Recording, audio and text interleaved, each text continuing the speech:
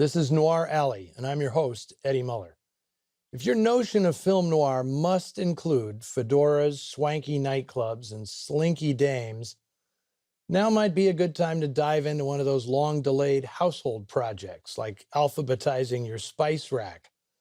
Sometimes in Noir Alley, I venture outside the lines, especially if it means showing something rare and exceptional in mid-20th century cinema.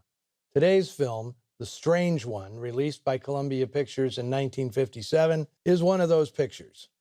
The story is set in a Southern military academy, and like many noir films, its antagonist is the lead character. In this case, an alpha male cadet named Jaco de Paris, played by 27-year-old Ben Gazzara in his first film role. Jaco is a true noir villain. If he wore a suit and tie instead of a uniform, he could easily be a businessman, a gangster, or a politician. He is magnetic and charismatic and has a singular talent for manipulating people.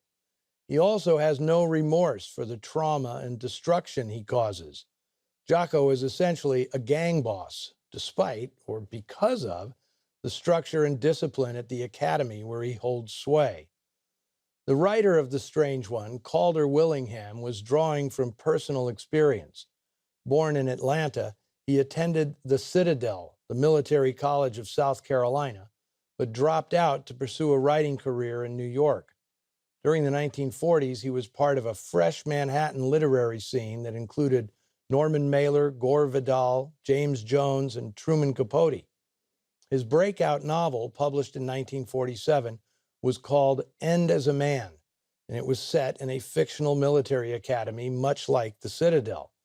The book stirred up a scandal when the New York Society for the Suppression of Vice brought obscenity charges against its publisher, Vanguard Press, claiming its homosexual content was an affront to public decency.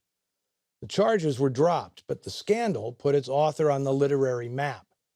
Not long after, Willingham turned the novel into a stage play, specifically for the Actors Studio, which had been founded in 1947 as a combination school and workshop. It's famous, of course, as the Mecca of method acting. Some of its most noted teachers and students included Elia Kazan, Lee Strasberg, Joanne Woodward, Marlon Brando, Lee Grant, and James Dean. One of the lesser-known but integral members of the studio was a jack-of-all-theater trades named Jack Garfein. He directed the Actors Studio's production of End as a Man, which became the first studio-produced play to actually have a Broadway run, featuring Gazzara. Eventually, rights to the novel and play were bought by producer Sam Spiegel, who in 1954 had his greatest success yet with On the Waterfront, directed by Kazan and co-starring Actors Studio members Brando, Eva Marie Saint, and Rod Steiger. Spiegel hoped Kazan would make End as a Man with James Dean as a follow-up to the actor's film debut, 1955's East of Eden. Kazan, however, saw it as a chance to give colleague Jack Garfein his big break, directing his first feature with a cast stocked top to bottom with members of the Actors Studio, most of them appearing in their first film, including George Peppard, who, like Gazzara, was just starting what would be a long career in film and television. Without Kazan, however, Columbia budgeted the project at only a fraction of what Spiegel had hoped for. It was shot on location in Florida, and it was a tense production, with Garfein constantly clashing with Spiegel, who insisted on being a hands-on producer.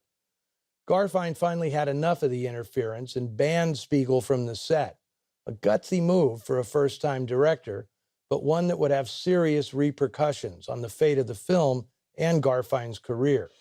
A lot of familiar faces are appearing on the big screen for the first time in this film, including Pat Hingle, Arthur Storch, and Jeffrey Horn, as well as the lone woman in the cast, singer Julie Wilson, who would become famous as the queen of New York cabaret.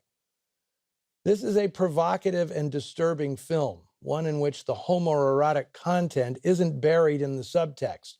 It's right there on the surface, which is brilliantly photographed by Columbia's great noir cameraman, Burnett Guffey.